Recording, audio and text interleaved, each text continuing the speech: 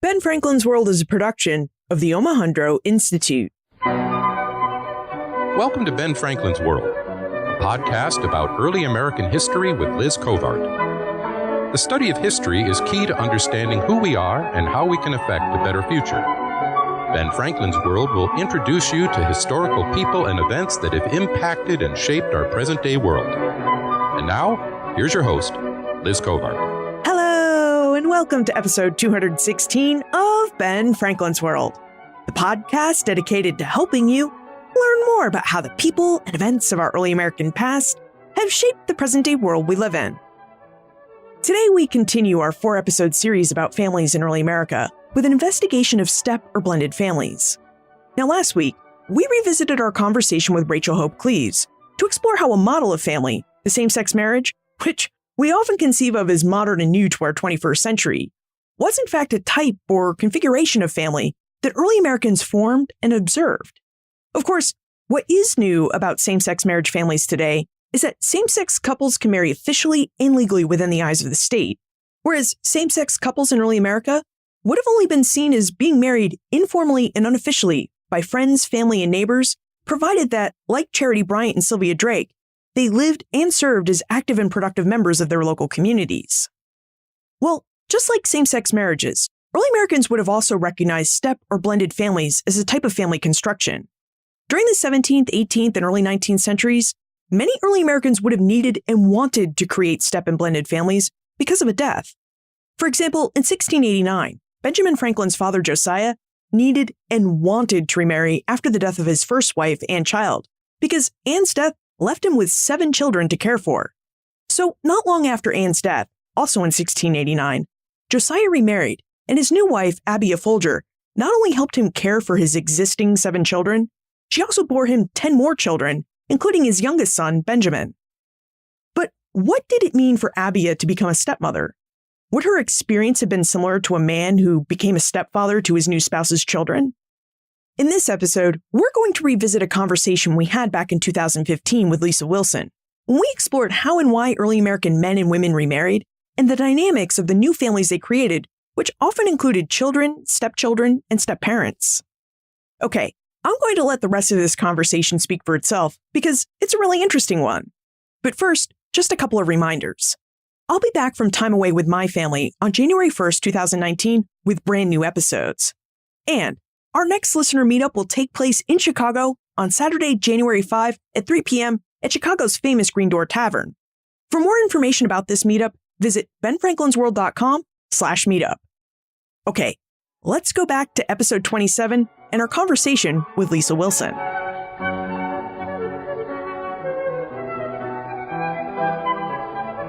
Today, we welcome Lisa Wilson, the Charles J. MacCurdy Professor of American History at Connecticut College. She is the author of 3 books, including Ye Heart of a Man, The Domestic Life of Men in Colonial New England, and, most recently, A History of Stepfamilies in Early America. You may have seen Lisa on the History Channel, where she was featured as an historical commentator for the original documentary, Desperate Crossing, The Untold Story of the Mayflower. Welcome to Ben Franklin's World, Lisa. Thank you, Liz.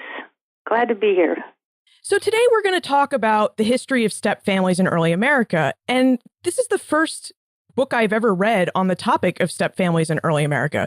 So I wonder if you could tell us a little bit about yourself and what drew you to the subject. Sure.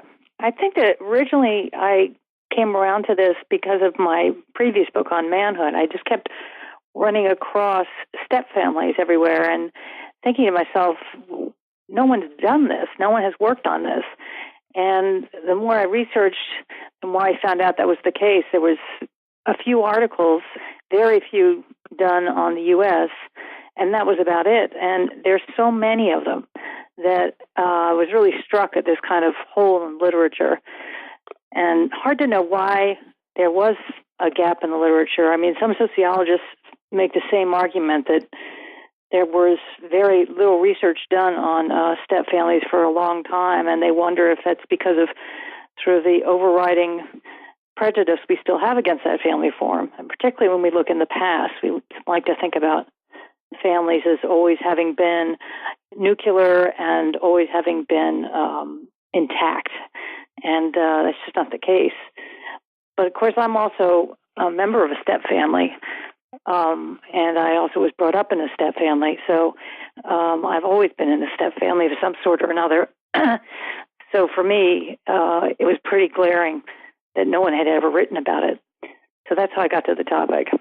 Now, when I think of step families, I often think that they're formed because people get divorced. But my understanding is that divorce in early America was rather rare.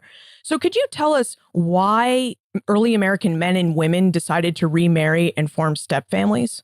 Sure. I mean, it wasn't divorce, it was death. People died during their marriages and then would remarry.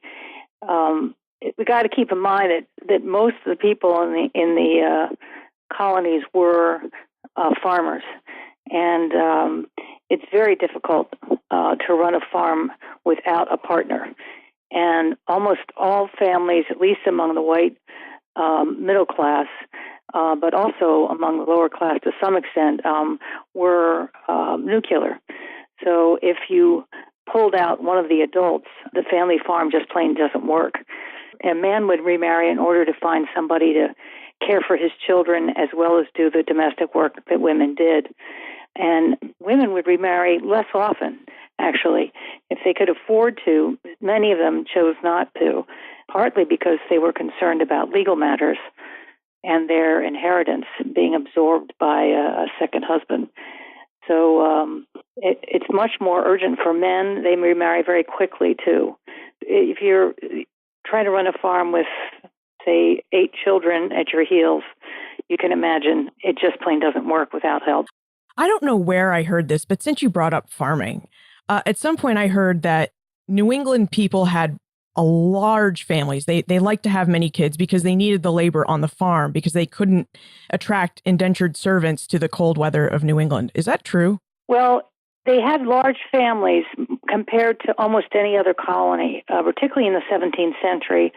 It's really interesting because the normal size of families in England was about half of what the size of families were in New England.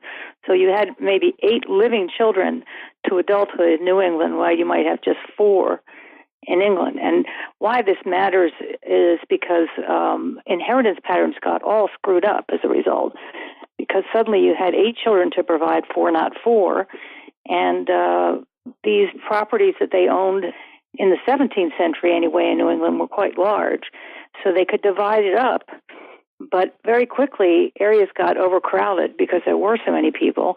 It also puts you in a difficult situation if you were a child waiting for an inheritance, because you had to wait until your parents died. And another aspect of the demography of early New England is that people lived a very long time.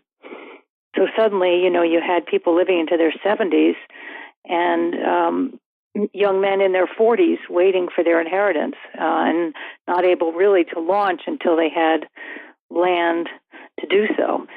So it made for a kind of a difficult, stressful kind of family life. Then as the 18th century came in, things started to even out somewhat. The long-lived people were not quite as common and the families were not quite as big. But it was really, one historian said that New England invented grandparents. And I like that idea a lot. People live long enough to see their grandchildren for the first time. So it was a very different place, no doubt about it. You mentioned the stress of family life, and I wonder if you could tell us about what type of legal and financial implications remarriage involved. And the way I understand it is it's different for both early American men and women. Right. Yeah. For women is the big issue. For men, remarriage is a kind of a simple decision, an obvious decision. But for women, they became legally a different kind of person if they remarried. When a woman is not married, she was in the law called femme sole. And when she married, she was called femme couvert, meaning covered woman. And you became literally covered or absorbed by your husband. So one legal commentator said you became one person, the man. And so at that point, all of your property went into the estate of your new husband. And as a result, you were very dependent on a good choice. If you picked the wrong man who was interested in using your property for his own benefit, that's something he could do. And a lot of that property was earmarked for your children from your first marriage. And so women worried about not only themselves, but also about the inheritance of their children. And so they, if they could afford to, often didn't want to take that chance and instead used an elder son to do the kind of heavy work around the farm, and he would then eventually inherit. Men sometimes used their older daughters to do some of their housework, but they were much loath to do that. And I think that had a lot to do with issues of manhood, being dependent versus independent. Being dependent on your daughter was just culturally not done. And so the only solution for men was a permanent solution, and that was remarriage. So let's look at a couple examples of how early American men and women made the choice to remarry.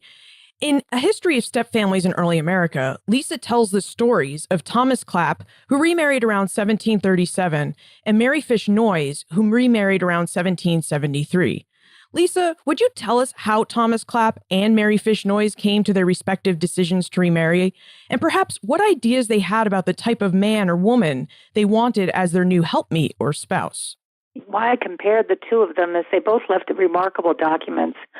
Thomas Clapp basically wrote and he was former president of Yale, and he left this amazing document saying why I should or should not marry, and all the reasons for what he was thinking, which just knocked me out when I found it.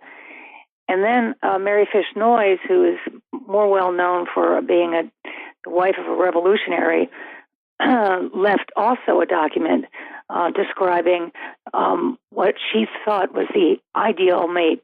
And again, the question of whether she should remarry was part of that document. So I thought they were an interesting parallel. Clapp's a little bit earlier. He is a very devout, sort of old-fashioned Puritan. And so he was looking for at what they called in the 17th century a helpmeet, a woman that could help him around the house, but also help him spiritually to some extent, be his spiritual partner as well as his domestic partner.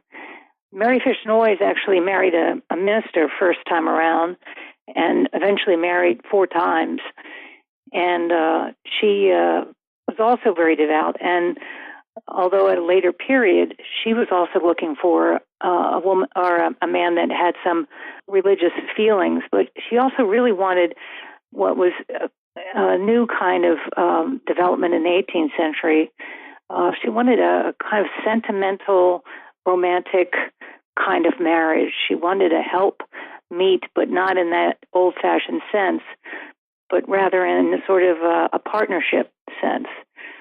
So the two of them, Thomas Clapp put off marriage for quite a while for a widower, and Mary Fish Noyes did the same. She was able to support herself as basically the indirect owner of a boarding house. When Clapp looked for his ideal mate, he worried mostly that he would find a disagreeable woman, and he would pray to God, well, you know how hard that would be for me if I found a woman that was that disagreeable. So that's what he worried about. What she worried about really was her money and her estate and what would happen to her children. Would they lose their estate? Would they have a loving stepfather that would invest their property and make it grow rather than use it for himself? And she writes to Gold Selleck Silliman, the man that she eventually marries, all about this. I mean, probably pretty intimidating for him, getting a description of the ideal mate from his future wife. But she also wrote in great detail why she was hesitant about remarriage. So it was kind of a classic case of him being a little bit gun shy, and also being, which is surprising, very much in love with his first wife. Not that that's surprising, but that would keep him from remarriage. That, in fact, his devotion to his first wife made him wonder if he'd ever be that happy again. And so he was concerned about remarrying because of that. He had married very, very young woman his first time around, and so it's very much a love match. It's an interesting comparison. I wish they'd been exactly the same date, and then I could have done a direct comparison. But the way it worked out, it kind of did a good job of talking about change over time in the 18th century. Can we look for a moment at a little bit of that change? You said that Mary Noyes was really looking for a partner. And when in the 21st century, when we think of a partner, we think of someone who's equal to us, that will help us do the chores around the house, share financial responsibility, help raise the children. What does a partnership look like in the 18th century? And why was it such a new phenomena? Well, it's funny. I go through this a lot thinking about this because there was definitely a change in language during the 18th century about how people write about their relationships. And as time goes on, they become, by the end of the 18th century, much more sentimental in their ways of talking, much more talking about romantic love. But I'm not altogether convinced that people weren't romantically in love prior to this time period. I mean, you can certainly find examples. John Winthrop is probably the most famous one, but there's lots of examples of marriages that go back to the 1400s in Europe, for example, that are clearly romantic. So I think what we see in the end of the 18th century is a new way of speaking and maybe some change in behavior. And this is mostly, it's almost entirely among those who can afford to think about these issues. So we have the white middle class, and that's part of what's going on as well. Is you have the rise of the bourgeoisie in Europe and the middle class here, and they start to self-define. They want to make themselves a distinct group, and many of them define themselves in terms of their families and how those families interacted. And that's part of what you hear with a different kind of language. But I think that, but love, I think, has always been part of the mix. I think money has always been part of the mix. And I think it remains that to the present day. So in addition to the legal, financial, and emotional ramifications of remarriage in early America, there also seem to have cultural consequences. So early American society seemed to be very concerned that a widower might remarry the evil stepmother. So Could you tell us where that evil stepmother myth or concern came from and how it developed? It's very interesting in its longevity. I mean, it's kind of frightening in how common these stereotypes are still used today. But there's a book that came out not so long ago about ancient Greece, finding evil stepmothers in ancient Greece. And there's an article from a previous author that talks about ancient Rome and also the same tradition. So in Western culture, and I can't speak beyond that, I think it goes back to the roots of the ancient world. And you can follow versions of this straight through, the European history to the time period that I'm studying. What varies a bit as the 18th century progresses, I argue, is that you start to find a comparison being made between the ideal sort of mother, and she has become quite an important figure in family life. As the sentimental family, the romantic family becomes important, the mother becomes the center player, the person who runs the household, the person who is the center of this child-oriented household. And so that mother figure is already exaggerated and of course, it has more than normal meaning. So you have this exaggerated ideal mother, and I argue that increasingly stepmothers are compared against that ideal mother. So you've always had the evil stepmother. There's nothing new with that cultural ideology. But what you do get that's new is this comparison. So you start to find, in some ways, that mothers are free of evil behavior, and the evil behavior of mothers becomes absorbed by stepmothers. I mean, my favorite example of this, and the one that knocked me out, is not something I discovered, but that literary scholars have discovered, is looking at fairy tales. And particularly if you look at the Grimm's fairy tales, like Snow White or Hansel and Gretel, if you look at the early folk tales, they actually had evil mothers in them. They were doing evil things to their kids. But then as the time goes on, and then by the time they revised the tales in 1812, at the end of the 18th century, they have revised those tales to be evil stepmothers rather than mothers. It's almost as if they can't sell the book if the mother is the evil character. And you need to have good mothers and you need to have bad stepmothers. And so in some ways, I think it gets more solidly codified, I think, during the 18th century. But this spring, I don't know if you've seen the advertisements, but we got a new Cinderella coming out, as if we need another. This one is another Disney one. It's real characters and not cartoon characters. But I mean, it's alive and well, so hasn't changed as much as I would like it to. Yeah, you beat me to the punch, because I was just going to say, last night I was watching television with Tim and we saw the ad for the new Cinderella, and it still has the evil stepmother in it, and it's the 21st century. So, I mean, is there ever going to be a point, or was there ever a point when society let up on stepmothers? I'm just in awe of the kind of continuity of this. I think it's a long way off. I really do. I think maybe it has to do with powerful women and people's ambivalence about that still in the present. But stepfathers are also not looked on in a positive way still. Most people, it's the kind of thing where, people say, oh, you're in a step family. Oh, there's this moment of, that's sad for you, And we talk about broken families, and we talk about versus intact families. And, there's a sense that they've got to be pathological and that the people in them have to be that way. And so I did this one thing where I looked at all the recent hits for New York Times for stepfathers, and almost every single example of stepfathers mentioned in the newspaper were about murders or sexual molesting of children. Wow, that's depressing. It's shocking, And it's like the word doesn't even get used except with evil connected to it. You certainly can find the same.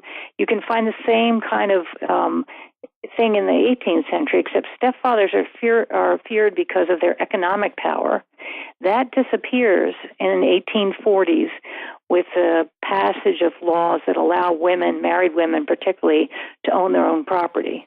At that point, there's a shift in how stepfathers are seen as negative, and then they become potentially abusive.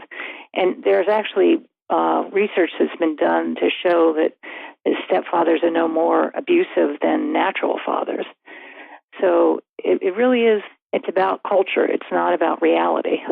Well, let's look at an 18th century stepfather. I think we need to talk about the story of Silas Dean. Now, I did some research on Dean last year because I visited the Webb Dean Stevens Museum in Wethersfield, Connecticut, and I wrote an article about it for the Journal of the American Revolution.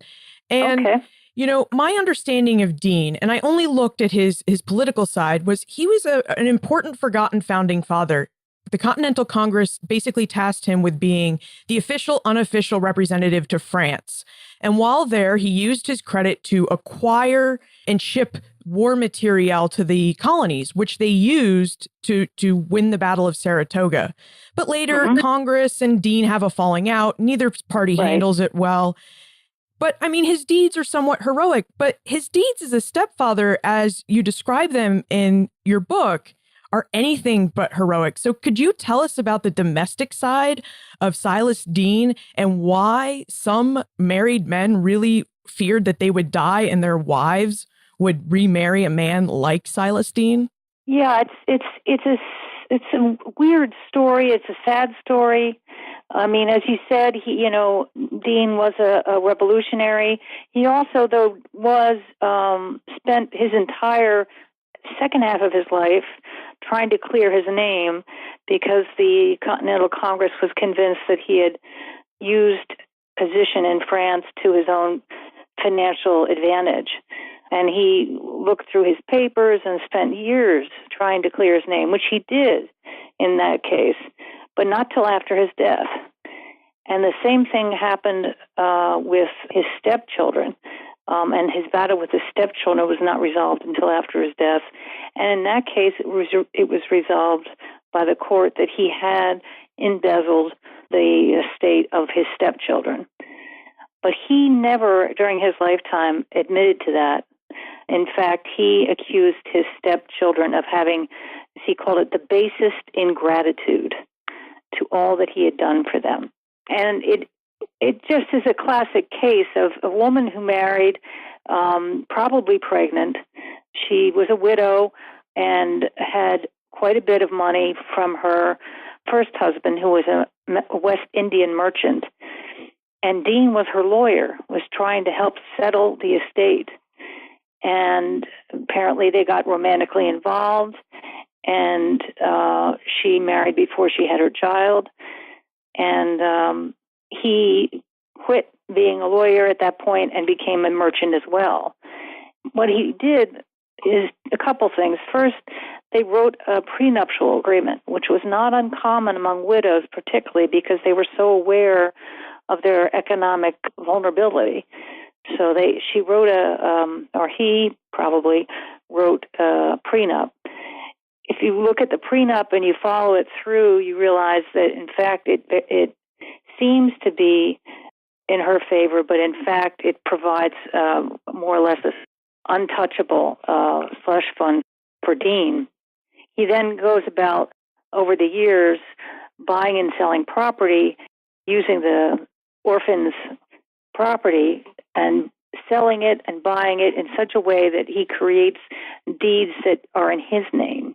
And he, in terms of personal property, that is property that wasn't land, he seems to have just used it as his own. By the end, there's not a penny left. And as the court said, it just seems to have disappeared. And so and this is over many, many years, slowly bilked the estate. But he, to the end, swears that he did do, oddly, some nice things for his stepchildren. His Samuel Webb, he helped get him started in mercantile adventures, and he doesn't seem to have been mean to his stepchildren until the very end, when he, according to the court, went in as his wife is dying, and he eventually asks his stepdaughter for any papers that mom has left, because she was left alone in the house with her mother dying, and was told to hold on to all the papers and not give them to anybody but her brother. But she trusted Silas, and he wanted his papers and said there might be something in them that will have something to do with her funeral, which is such a lousy thing to say. And at that point, this young daughter, who's about 12, gave all the papers, all the deeds that the mother had been holding on to, with the hope that somehow she could keep them for her children. When you read it through the material, it's incredibly detailed and fully described, so that you can actually follow the process of what people worried the most about, which is that a widow would marry an unscrupulous man who would then slowly or quickly use the estate to his own benefit. And Dean is one of those people that has left a paper trail that allows us to follow exactly how that happened over time. So we've looked at evil stepmothers, and we've looked at the equivalent of an evil, for lack of a better term, stepfather. Did you find anything about how stepchildren received their new stepparents, whether it be a mother or father? Yeah, they seem to have varied, I think they all had in the back of their mind the cultural ideas that they had been brought up with, either through reading or through conversations, sometimes with servants in the household, sometimes with their families. But they were ready to be skeptical. And so you would often get the kind of response, well, gee, they get along, what a surprise, because its expectation was that they wouldn't. But on occasion, they didn't get along. And a lot of times that was because, there's obviously personalities and so on, but there was often a cultural nut that could not be broken. One example is I've one story where the older son of a family is away learning how to be a lawyer, and so he's not anywhere near home when his father remarries. He then writes very formal letters to his father and to his new stepmother, and the new stepmother is a bit put off. And his father says, please write to her and, be supportive. And he writes back and says, well, I can't write to her as anything other than a friend because I had a mother and she's gone and that name is sacred to me. And so I can treat her with respect, but I cannot treat her as my mother. At that point, his stepmother stopped writing to him, and they literally never met. He died before he ever met her. So he was responding to the cultural idea of a stepmother, not a human, because he'd never met her. So, he was primed to not want to like her. So I think that culture pushed the negative, and yet on occasion there was quite loving relationships between stepmothers and their stepchildren. Didn't find as much on stepfathers, which was very frustrating to me. But I think that's because culturally the stepmother is so much more important with the change in the family structure. And what about relationships between half and step siblings? In your book, you talk about the stories of James and Benjamin Franklin and John Singleton Copley and Henry Pelham. So what can those stories tell us about the relationships between half and step siblings? Well, I was kind of surprised in what I found everywhere. I found it in fiction. I found it in actual relationships. I found it in court records that step relationships, half step, whatever relationships in these complex families tended to go pretty well, or at least they were expected to. They weren't always perfect, and I have a couple examples of that, but it's very clear that was the expectation, that these children should all get along, and that there was quite a few times when they did.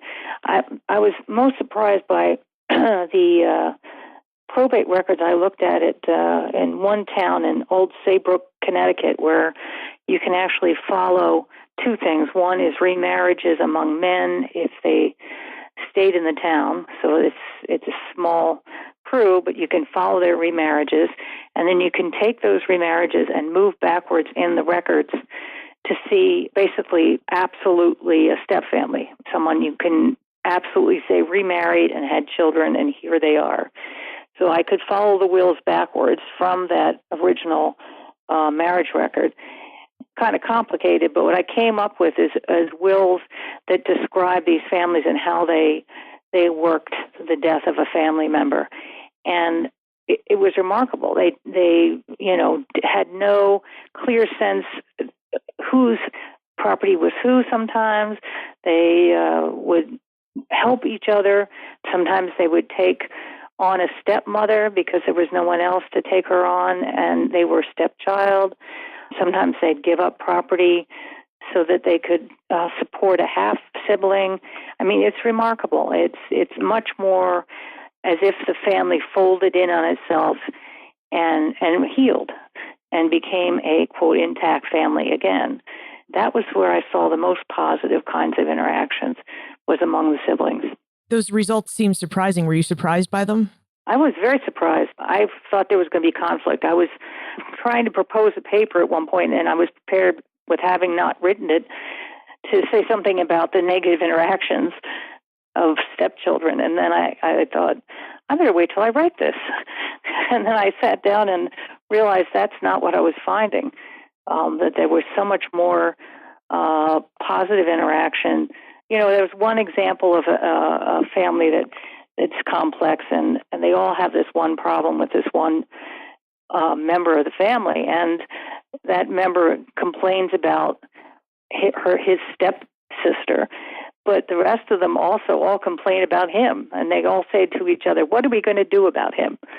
You know, so it wasn't that they aligned along bloodlines, but instead they aligned along concern for this one particular fellow, rather than, you know, well, he's my full-blooded brother, so therefore I feel this way, and so on and so forth. It just didn't work that way. We're in normal kind of sibling relationships.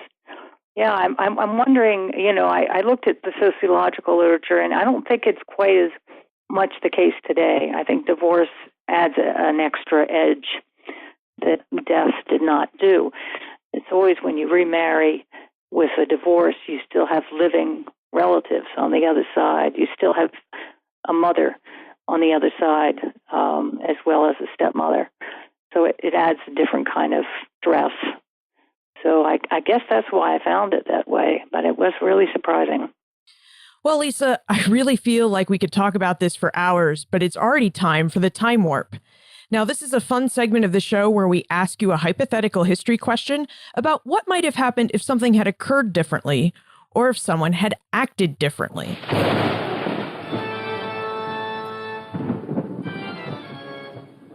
The Time Warp. Historians can't predict the future, but they can speculate about what might have been. Are you ready for your time warp question? I am. Okay, so as you may know, George Washington, Benjamin Franklin, and Abraham Lincoln had all been raised in a stepfamily situation. So I would like to know, in your opinion, what might have happened if Washington, Franklin, or Lincoln had not been raised in a stepfamily situation? Do you think their history or the history of the early United States might be different? That's very interesting. I think maybe with Franklin.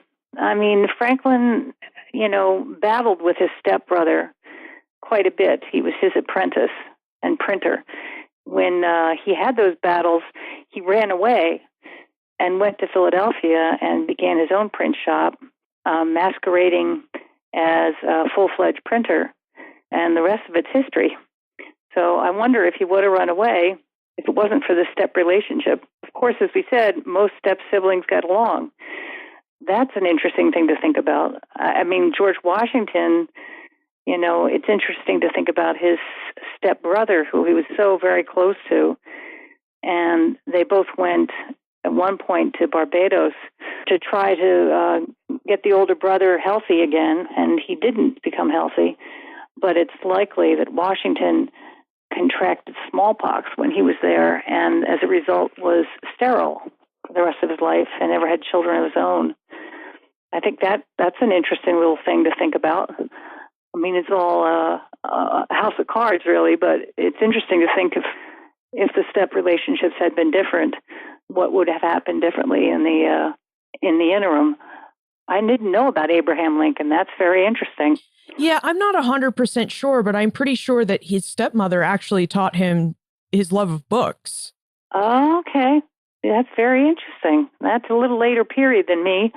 What you have is families, in effect, step or otherwise, that have been mended, which they had to be. And so then it becomes a question of how people behave within those families. And I think that step relationships for both George and Benjamin were very important and really defined their lives.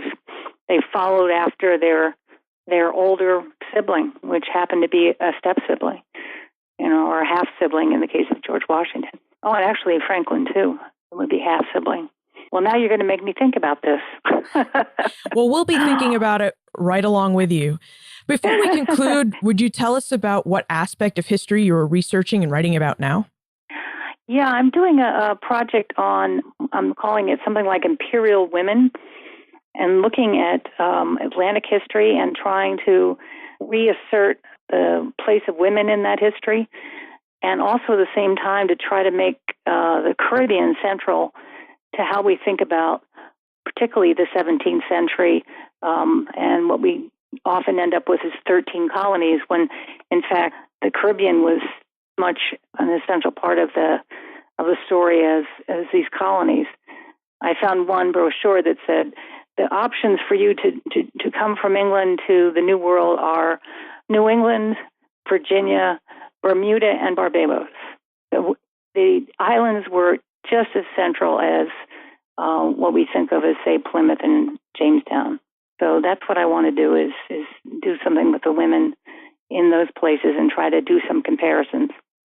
Will there be any comparisons with the mother country? Because if you think about it, Great Britain is portrayed as a woman, and she ruled it all for a while.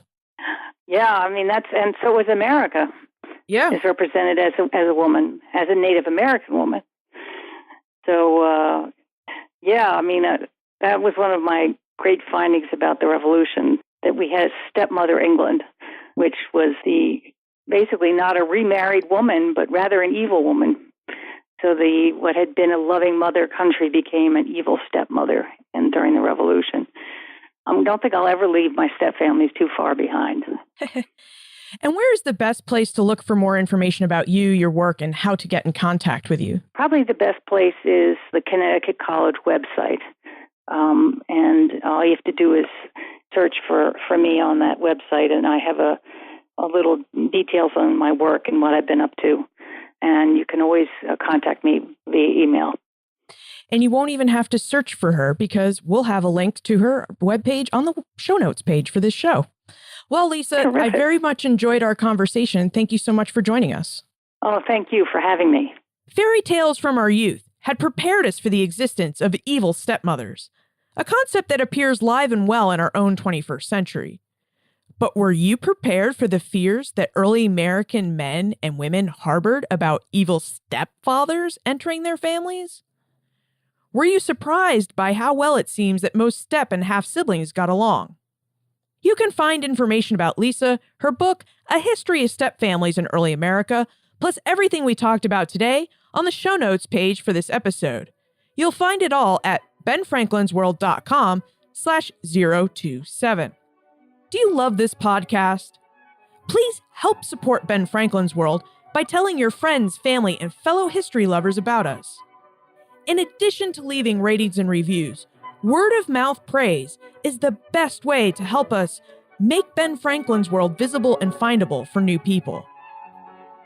Finally, if you could rewrite any fairy tale for the purpose of recasting its evil stepmother with an evil stepfather, which fairy tale would you rewrite?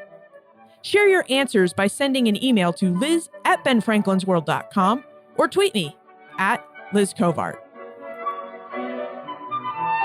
And remember, never leave till tomorrow that which you can do today.